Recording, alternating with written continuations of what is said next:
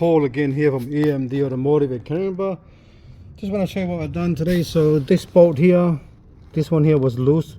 I can tell this roof's been off before to do some kind of work. I'm not sure what they've done. There's a lot of stuff here that didn't do it properly.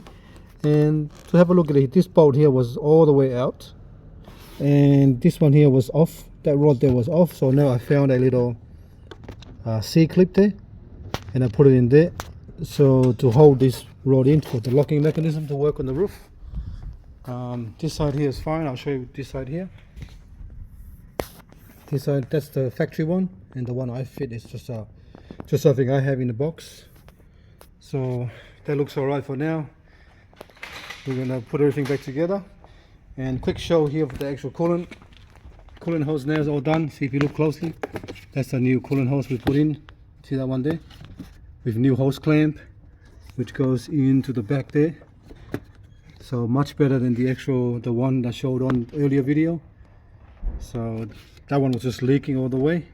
Slow leak, not a big leak, but slow leak because it's not tight enough, because the actual hose is the wrong size, and the hose clamp they use is the actually cheap ones, because sometimes people use cheap hose clamps on the hoses and coolant pumps and stuff like that, and that's what happened. They just come off. They're not as good as the good one. All right, so this is all done. Thank you for that, guys, for watching.